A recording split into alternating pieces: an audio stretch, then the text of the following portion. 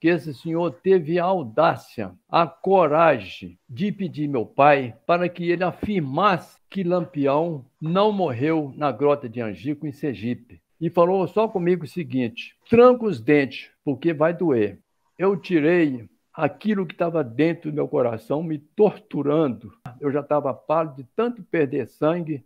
Meus amigos, nesse segundo vídeo com João Souto, filho de Moreno e Turvinha, dentre as coisas que ele vai falar, ele vai dizer sobre aquele livro que foi feito de Lampião ter morrido em Minas Gerais, Lampião de Buritis, Lampião Invencível. Olha que coisa interessante vocês vão ver nisso aqui, para vocês verem até que ponto a gente chega. Vamos assistir esse recorte que está excelente. Eu me dicoquei diante das pernas trêmulas dele.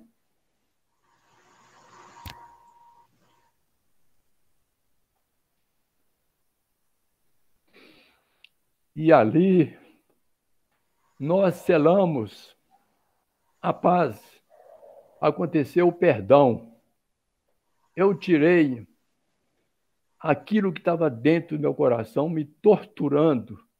E eu imaginava que meu pai, que eu ia enterrar meu pai, e eu ia carregar isso por toda a minha vida. Aconteceu o perdão.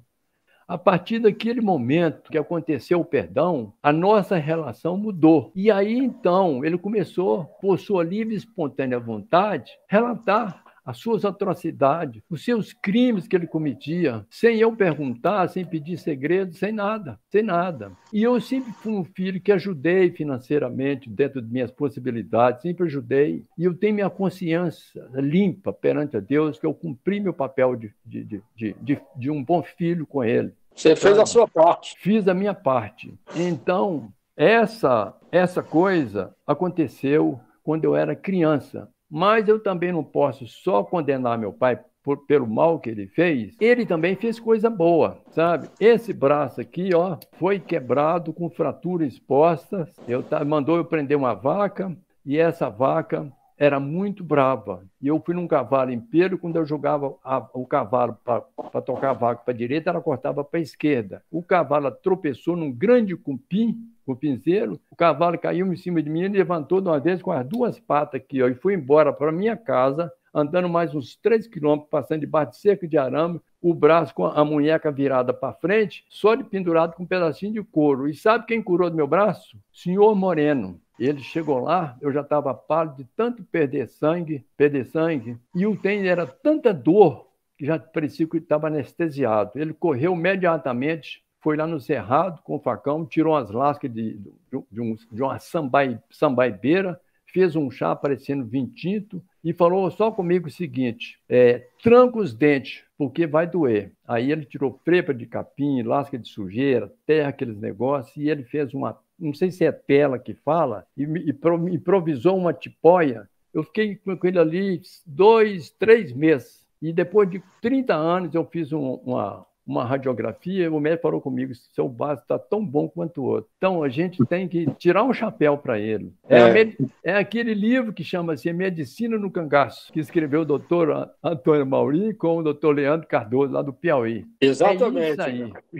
João, isso aí que você está falando, isso mostra que esse tipo de história que você está contando, João, faz a gente mudar a nossa maneira de ver a vida. Isso que você está dizendo, eu ouvi uma vez da Cila, ela dizer o seguinte: a gente estava conversando na estrada, e ela falando das pessoas que falavam de sofrimento, de vida e tal, e ela dizia assim: esse pessoal não sabe o que é sofrer. Sofrer é o que a gente sofria no sertão naquele tempo e na época do cangaço. Então, isso aí, de tanta história que eu ouvi, de história de cangaço, história da ferrovia, que é uma outra paixão que eu tenho, de tanta história que eu ouvi, amigo, eu passei a ver a vida de uma maneira totalmente diferente. Totalmente diferente. Por exemplo, eu não ligo para data de aniversário, data de Natal, data de casamento, seja lá o que for, de presente, disso, daquilo outro, porque de tanto ouvir essas histórias, eu vi que a vida é tão mais importante do que essas coisas pequenas da vida, que a gente tem tanta coisa para a gente viver, aproveitar os melhores momentos, porque a gente sabe que tem gente como você e como tantos outros que sofreram e muito com essas histórias aí que você está contando para a gente. Então, mais uma vez, lhe agradecer por esse relato que você está passando aí para a gente. Eu queria falar agora de um tema rapidinho, que eu vou abrir para as perguntas já já, Pessoal, é mais uma vez a famosa ladainha de Lampião que morreu em Minas Gerais. Gente, quando você escutar alguém falando sobre isso, não dê crédito, pessoal. Eu conheci o autor do livro. Ele só lançou aquele livro porque eu, Paulo Gastão e Ângelo Osmiro insistimos para ele lançar, porque ele falava por telefone na época e por carta e não dizia nada. E a gente botou ele na parede. Rapaz, se você tem isso, lance. Na hora que ele lançou, que a gente viu a capa, a gente já viu que ali boa coisa não tinha. E ele teve num evento, que o João estava presente lá no Cariri, que foi do Cariri Cangaço, onde o livro dele foi exposto, ele estava presente e simplesmente ele não defendeu uma vírgula do livro, porque tudo que foi dito ali foi derrubado no auditório lotado de gente, ele não teve o que dizer. E pouca gente sabe. Ele chorou depois de arrependido de ter lançado aquele livro. Ele explicou o motivo, que não tem por que eu dizer isso aqui, mas vários colegas pesquisadores presenciaram ele chorando. Ele já se foi, é uma pessoa que foi amiga da gente, então me vejo na obrigação de falar isso, porque isso é história, a história tem que ser pontuada. E o amigo João Souto vai dizer aqui um outro assunto relacionado a esse dito livro, que o autor foi na casa do pai dele. João, diga aí o que aconteceu. Adeval, João e os senhores que estão nos assistindo, infelizmente, em todas as profissões tem os bons e tem aqueles descompromissados. Esse relato, eu sou testemunha. Quando meus pais, ainda vivos, e morava aqui em Belo Horizonte, ou seja, na capital mineira, Moreno recebeu a visita de um senhor oriundo da cidade de São Francisco, no norte de Minas Gerais. Ele veio para conhecer meu pai e dizendo a ele que estava escrevendo um livro sobre a história do cangaço brasileiro. Mas eu gostaria de dizer que esse senhor teve a audácia, a coragem, a deslealdade de pedir meu pai para que ele afirmasse que Lampião não morreu na Grota de Angico, em Sergipe, e sim em Minas Gerais. E como os senhores sabem que meu pai não era um homem de mentira, meu pai contestou na hora. Infelizmente, tem essas pessoas para deturbar, para denegrir a imagem de vocês que trabalham bem com a veracidade dos fatos. Você que está começando agora, cuidado para você não fazer pesquisa em qualquer livro. Você olha a índole do escritor, quem é essas pessoas, porque depois você vai escrever bobagem. E uma pessoa dessa que coloca uma história dessa, uma mentira dessa, as pessoas que não conhecem a história do cangaço vão achar que é verdade. E isso, é verdade. E isso aí, muita gente acha, viu, meu não amigo? acha? Muita gente acha. Eu me mandaram recentemente um vídeo de uma pessoa mostrando uma entrevista com o Lampião com quase 100 anos de idade, aí em Minas Gerais, dando uma entrevista do leite de morte. Olha que absurdo. Enfim, muita gente, em relação a Angico, ainda diz, como é que morreu 9 cangaceiros, 10 cangaceiros e só um soldado? Gente, elemento surpresa, pessoal. Elemento surpresa, usado por Lampião centenas e centenas de vezes. E as pessoas não entendem porque acham Lampião invencível. Eu queria só fazer esse parênteses. Eu queria fazer um parêntese aqui sobre o Moreno e sobre a pergunta que foi feita aqui também de quem era o cangaceiro mais feroz, mais valente. Eu acho o seguinte, pessoal. Muita gente diz, os da primeira fase eram muito mais cruéis, mais valentes do que o da segunda fase.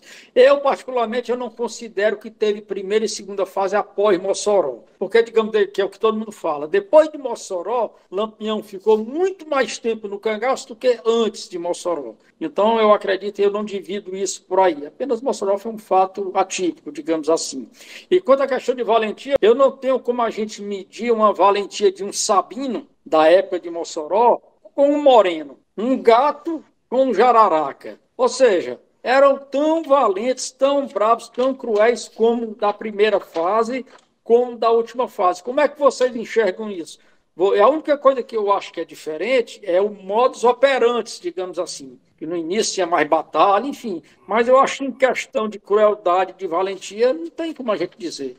Falar de Moreno, João Souto, eu vou contar um relato aqui, sem citar nomes, eu vou dizer quem aconteceu, mas que fala do seu pai, eu queria depois que você falasse um pouquinho sobre isso. O Moreno estava aqui em Fortaleza, na casa do João, do nosso amigo Ângelo Osmiro, e estava tendo uma conferência, tinha até umas pessoas gravando com ele e tal, e foi feita uma pergunta a ele, e quando ele respondeu, um colega pesquisador, que eu não vou citar nomes, não precisa, disse assim: não, não foi assim não, porque fulano me disse que foi assim, assim, assado. O Moreno parou, aí olhou para ele e disse: doutor, por menos disso eu já matei. Com quase 100 anos.